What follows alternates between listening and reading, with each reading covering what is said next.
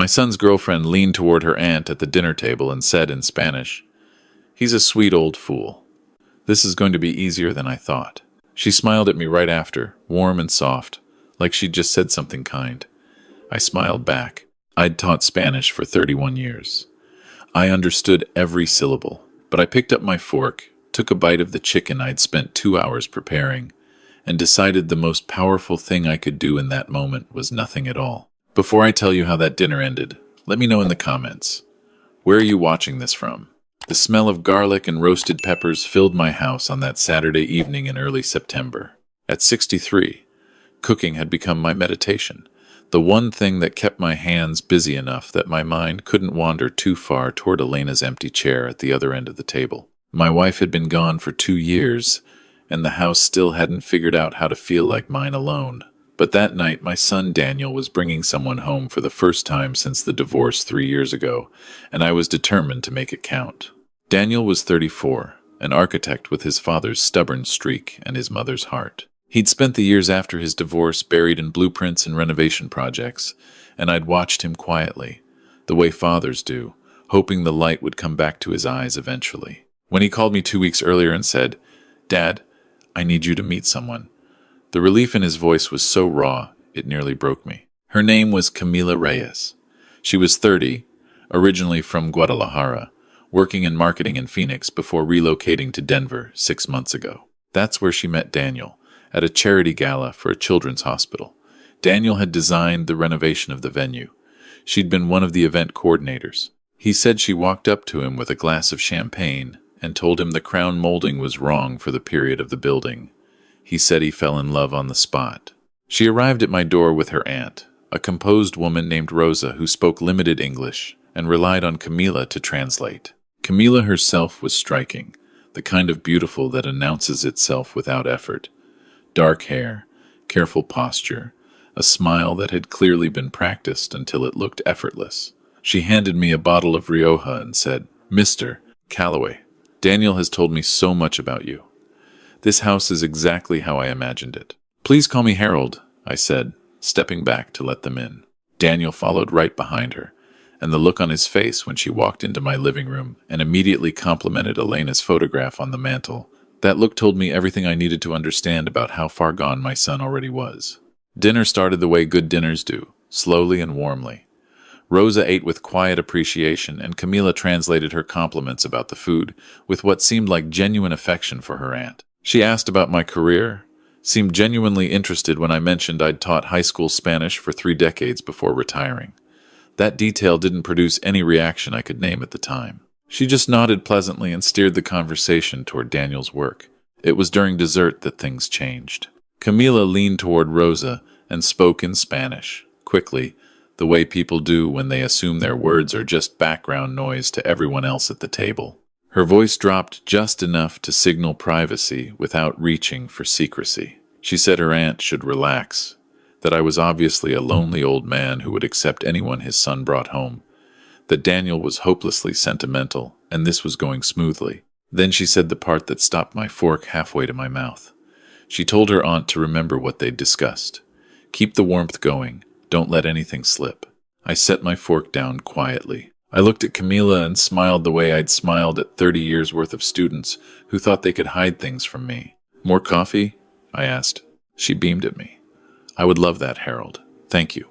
The night ended pleasantly. Daniel walked them out to Camila's car, and when he came back inside, his face carried the particular glow of a man who believes the most important people in his life have finally accepted each other. "She loves you, Dad," he said.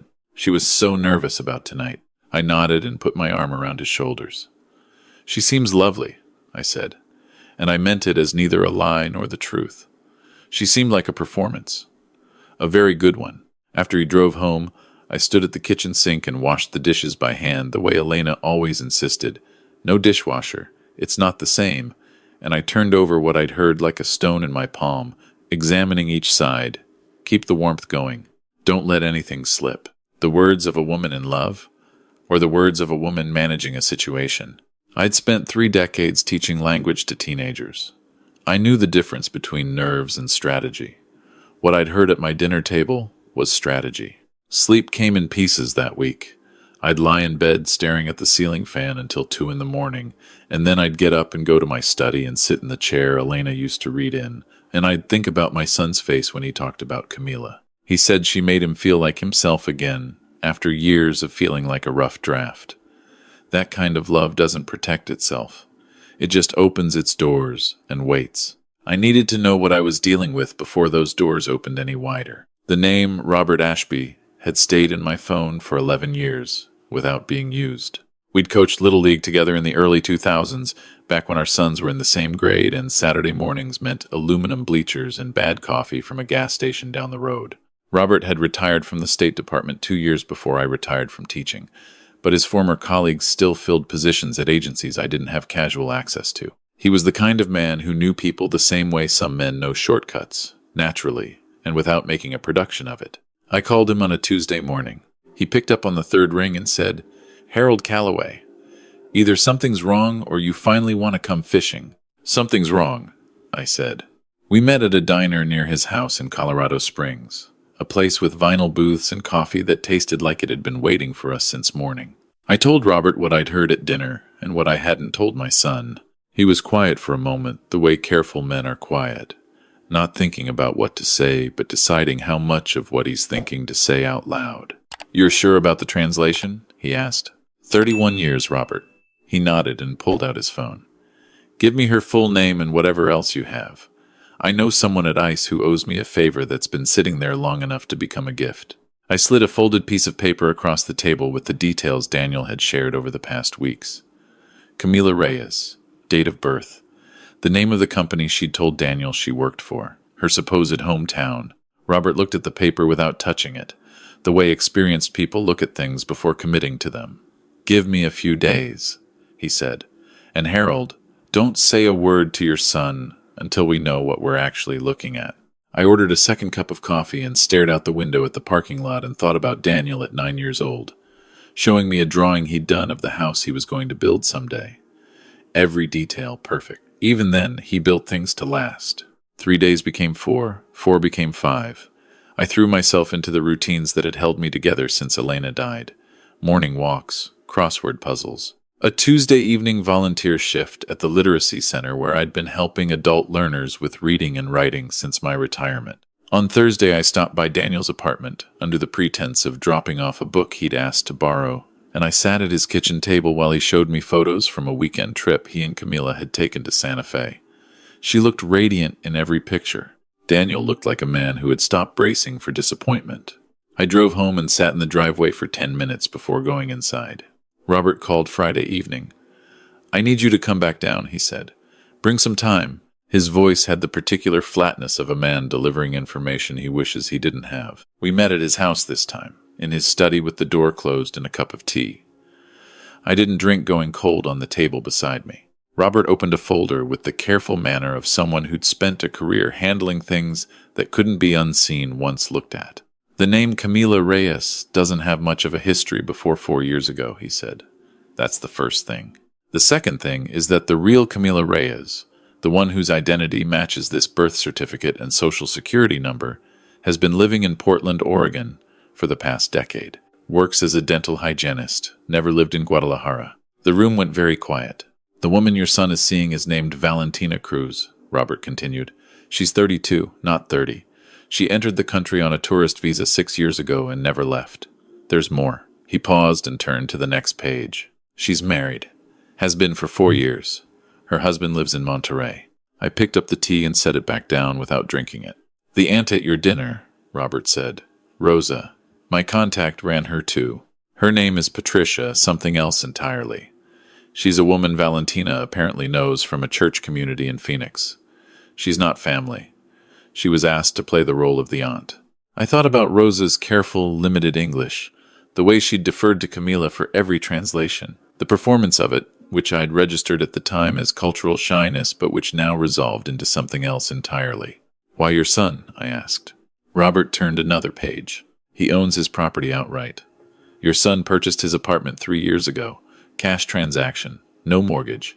He has a business. His name is attached to 2 completed civic projects in Denver that have his valuation in a range that would be attractive to someone planning a fraudulent marriage. Ice thinks she may have done this before. They're looking at a previous relationship in Texas that ended abruptly 18 months ago when the man involved came close to proposing. I sat with that for a moment. Robert, I said, what does she actually want? A marriage certificate, legal residency, access to assets, possibly in that order, possibly simultaneously. He closed the folder. Harold, this is federal territory. Identity fraud, immigration fraud, potentially wire fraud depending on what transactions occurred. I've already passed the basics to an agent I trust. She wants to talk to you. I drove home in the dark with the folder on the passenger seat and thought about the look on Daniel's face in those Santa Fe photographs, the looseness in his shoulders that I hadn't seen in years. Daniel called Saturday morning to tell me Camila had suggested they set a date. Nothing official yet, he said, and I could hear him trying to sound casual about something that was clearly anything but. Just talking about spring. Maybe April. April, I said. She's incredible, Dad. I know it's fast, but it doesn't feel fast. It feels like I've been waiting for this without knowing I was waiting. I told him I was happy for him. My voice sounded steadier than I felt. Special Agent Diana Ferrero was compact, direct, and younger than I expected, maybe mid-30s, with the focused quality of someone who'd chosen her career and never second-guessed the choice. We met in a conference room at the Denver field office on Monday afternoon. She'd already reviewed everything Robert's contact had passed along and had spent the weekend pulling additional threads. Mr. Calloway, she said, not looking up from her notes when I sat down, you have an unusual situation here.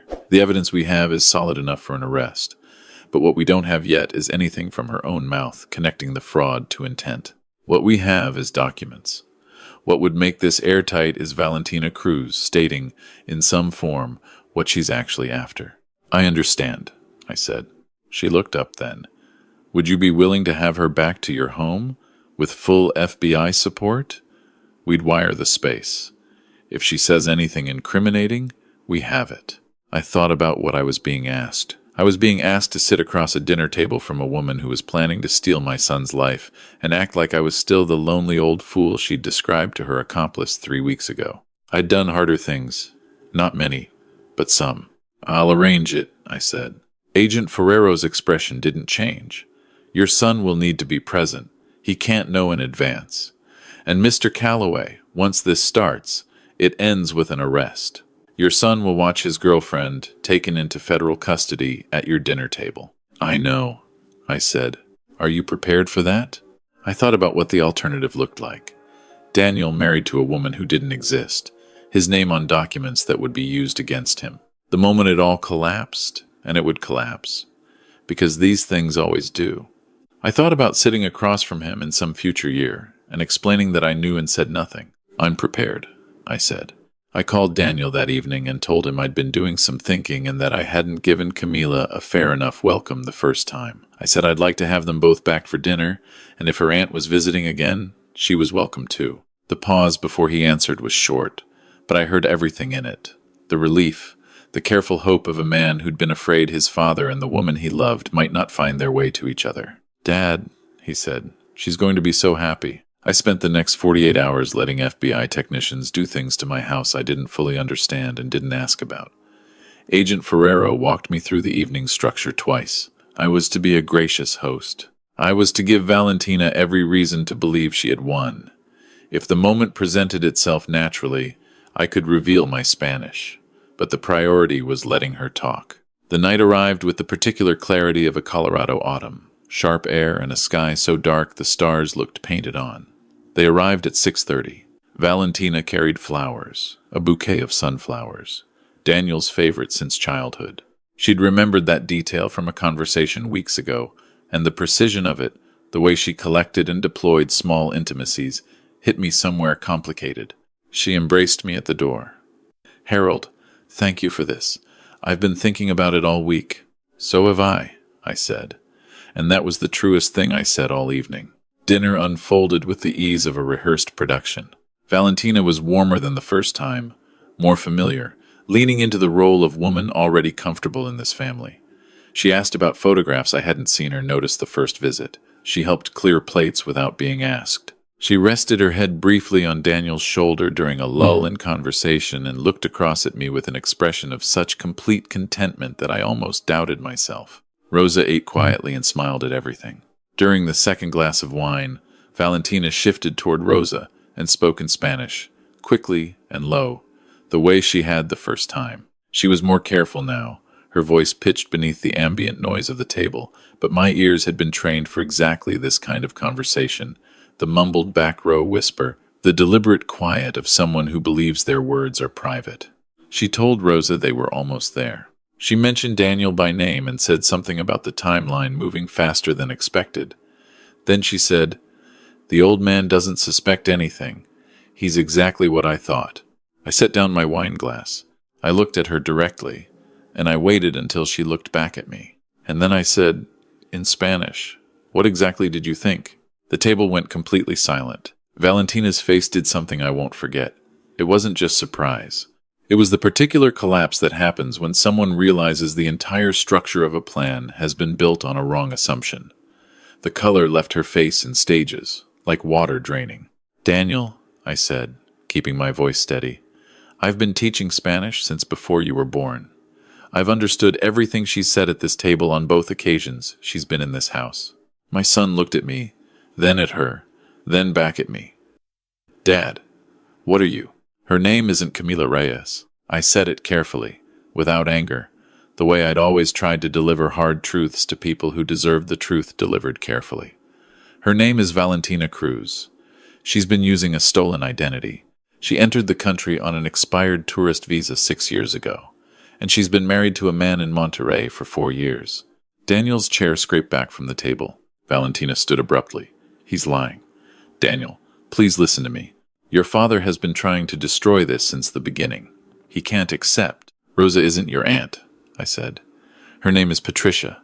She was asked to play a role, the same way you've been playing one." Rosa, or Patricia, put both hands flat on the table and looked down at them. Daniel said, barely above a whisper, "What are you saying to me right now?" It wasn't a question. It was the sound of a man watching something he'd built carefully for months come apart at the foundation. The doorbell rang at 7:45. Agent Ferrero came in with 2 other agents, their credentials visible, their manner calm and absolute. Valentina looked at the door, and then at me with an expression that had stopped being performance entirely. Whatever was underneath the performance was looking at me now, and it was cold and tired and nothing like the woman who had carried sunflowers to my door 2 hours ago. "Valentina Cruz," Agent Ferrero said, "you're under federal investigation for identity fraud, immigration fraud, and conspiracy. You'll need to come with us." She didn't run. She stood very still for a moment and then looked at Daniel one more time, and whatever she was looking for in his face, she didn't find it. As the agents walked her out, she turned in the doorway and said to me in Spanish, "You couldn't just let him be happy." I looked at her steadily and said, also in Spanish, "That's exactly what I was doing." Patricia gave a brief statement at the table, her voice shaking. She explained she'd been paid to attend 2 family dinners, that she'd understood very little of what was happening, that she was sorry. Agent Ferrero took her information and told her someone would be in contact. And then the room was just Daniel and me, and the remains of a dinner I'd spent the afternoon cooking. He didn't speak for a long time. He sat with his elbows on the table and his face in his hands. And I sat across from him and didn't try to fill the silence with anything because some silences aren't asking to be filled. When he finally looked up, his eyes were dry, but the muscles around them were doing something painful. "How long have you known?" he said. "Since the first dinner," I told him. I started investigating the following week. I went through what I'd found. The name, the marriage, the identity, the pattern in Texas that might have been practiced for this. I laid it out the same way I'd laid out 30 years of lesson plans. Clearly, without embellishment, because clarity is its own form of respect. He listened to all of it without interrupting. When I finished, he was quiet for another long moment. Then he said, "I accused you of being prejudiced. At some point during the last few weeks, I actually said that to myself. That maybe you just had a problem with her being Latina." "I know," I said. "Dad, I'm here. Why didn't you just tell me what you heard at the first dinner?" I thought about how to answer that honestly. "Because you were in love," I said, Because if I'd come to you with nothing but my interpretation of a conversation you didn't know I could understand, you would have had every reason to dismiss it. I needed proof you couldn't argue with. I needed you to see it yourself." He looked at the table. "She called me hopelessly sentimental." I heard that. Was she right? I shook my head. Being willing to love someone is not the same as being sentimental. It takes more courage than most people understand, opening yourself back up after it's already cost you something. What happened tonight isn't evidence that you were foolish. It's evidence that she was strategic and you were genuine, and those are not equal failings. He didn't say anything for a while after that. Eventually he helped me clear the table, and we moved around each other in the kitchen in the quiet way that people who have known each other for decades can, without needing to narrate what they're doing. Before he left, he stopped at the door and turned back. His hand was on the frame and he looked like he had something to say and wasn't sure it was ready. Then he said, "She remembered about the sunflowers, that they were my favorite. I never figured out how she knew that." I thought for a moment. "Did you ever mention your mother's garden? Elena planted them along the back fence every summer." He looked at me. "I told her about Mom's garden on our second date. She was listening," I said, carefully. "She just wasn't listening for the reasons you thought." He left just before 10. I stood at the front door and watched his taillights disappear at the end of the block, and then I went inside and washed the dishes by hand, the way Elena always insisted. He didn't call for 4 days. I understood that. Grief doesn't follow anyone's schedule, and what he was carrying wasn't a simple loss. It was the particular disorientation of discovering that something you'd built in your mind, a future, a feeling, a version of your own life, had been constructed on someone else's fiction. That kind of loss doesn't announce what it is right away. It just sits in the body like a wrong note that won't resolve.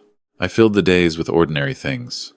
My Tuesday shift at the literacy center, a long overdue conversation with my neighbor about the elm tree on our shared fence line, a phone call from Robert asking how it had gone, short and without ceremony, the way he preferred things. Agent Ferrero called Thursday afternoon. Valentina Cruz had been cooperative in exchange for reduced charges. The man in Texas had been identified and contacted. Deportation proceedings were underway. "Your son is completely clear," she said.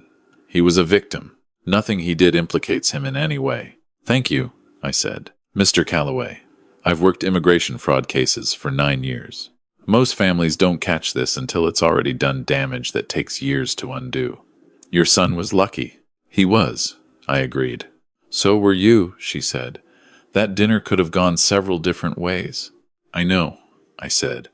I'd thought about all of them. Daniel came over Sunday night without calling first. He stood on my porch with a paper bag from the Thai place we'd been going to since he was in high school, back when Elena was alive, and Sunday dinners were a standing appointment. I opened the door and he held up the bag. "I figured you'd have questions," he said. And I figured I had some too. We spread the containers across the kitchen table and ate and talked for 3 hours. He asked the questions I'd expected. How had I known to trust my instincts rather than dismiss them as the normal suspicion of a father who didn't want to share his son? I told him about 31 years of watching people's language, the gap between what words mean and what they're being used to do. I told him that "keep the warmth going" wasn't something a nervous young woman said about meeting her boyfriend's father. It was stage direction. He asked why I hadn't told him about the Spanish. That one was simpler. When he introduced her, there was no reason to volunteer it. And once I heard what she said at the table, revealing it would have ended the evening and lost me every advantage I had. "You didn't flinch," he said. "You smiled at her and offered more coffee." I told him I'd had some practice keeping my face calm under pressure. He asked what kind of practice, and I talked about a few classroom moments over the years, the times I'd known something was wrong and had to decide how to handle it without making things worse. He laughed at a couple of them in the surprised way people laugh when they realize someone they know has had a whole life they weren't paying attention to. Before he left, he stood at the door again in the same spot he'd stood 4 nights earlier. "I keep thinking about what she said as they walked her out," he said, "that you couldn't just let me be happy." I nodded. "That's not what you were doing," he said. It wasn't a question this time. "No," I said, "but it was going to look like that for a while, and I made peace with it." He was quiet. Then he said, "How? How do you make peace with your son thinking you're the obstacle?" I thought about Elena, about all the years of decisions made in the direction of the people we love, quietly, without a guarantee of being understood. Because the alternative is keeping your hands clean while someone you love walks into something you could have stopped, I said. That's not peace. That's just the appearance of it. He hugged me at the door, the kind of hug that means something different than affection. It means I see you. It means I'm sorry it took this long. After he drove away, I went to Elena's photo on the kitchen windowsill, the one from our 30th anniversary trip to San Antonio, her laughing at something just outside the frame. Our boy is going to be okay, I told her. He's more careful now. Not harder, just more careful. He still opened the door tonight. He still brought dinner and sat for 3 hours asking questions. That's you and him, not me. That's all you. The weeks that followed moved at the pace of ordinary life, rebuilding itself after disruption. Daniel came for dinner most Sundays. We were learning a new version of each other, the way parents and children have to occasionally, when something shifts the ground enough that the old footing doesn't quite hold anymore. One afternoon he came to help me fix a section of fence in the backyard, and we worked in comfortable silence for a long while before he said, out of nowhere, I've started trusting my gut more at work. I handed him a board and asked what he meant. He told me about a subcontractor on a new project whose references checked out fine on paper, but whose manner in meetings felt slightly off, too quick to agree. Answers that were just a step behind the actual conversation. Daniel had asked around more carefully, called one of the references directly rather than via email, and found out the man had left his last 2 jobs under circumstances the reference letter didn't mention. 6 months ago I would have written that feeling off as me being overly cautious, Daniel said. Now I went looking for what the feeling was pointing at. I studied the board and didn't say anything, because some lessons don't need commentary. They just need acknowledgement. A father spends the years when his children are young trying to protect them from harm they can't see. And then they grow up, and the harms get more complicated, and the protection has to change shape. You can't hold a 34-year-old man back from a decision any more than you can hold water in your hands. But you can stay close enough to the truth that when it's needed, you have something to offer. I've thought about Valentina Cruz since then, about the discipline it took to maintain that performance, the careful study of Daniel's preferences and history, the long-game patience of someone who had decided what she wanted and built a path toward it. There was real intelligence there, and a kind of will I almost have to respect, despite everything it was used for. I hope she finds something worth that kind of effort, eventually. Something that doesn't require anyone to be a fool for it to work. Standing at my kitchen window the morning after Daniel's fence visit, I watched the light come across the yard the way it does in September, low and clear and honest. Elena used to love that light. She'd drink her coffee standing in this same spot and say something different about it almost every day. Sometimes she said it looked like God clearing his throat before he got started. I've thought about that more lately. The things that get cleared away to let something true have room. The sleepless nights that turned out to be the price of seeing clearly. The dinner that looked like a betrayal from the outside, and was the most protective thing I knew how to do from the inside. My son is not a fool for loving someone with his whole heart. He's not naive for believing the best in people. Those qualities are going to serve him his entire life, and the only difference now is that he knows to pair them with the wisdom to look twice when something doesn't quite add up. You can hold love and discernment in the same hand. It just takes practice. If you've ever had to make a hard choice to protect someone who didn't want to be protected, you know what that weight feels like. You know what it is to sit with someone's anger and hold your course anyway, because the alternative is something you can't live with. That's not control. That's not pride. That's what love looks like when it grows up. Share this with someone who understands what it means to stand in the gap for someone you'd do anything for, and leave me a comment below. Have you ever trusted your instincts when everyone around you thought you were wrong? I'd love to hear your story.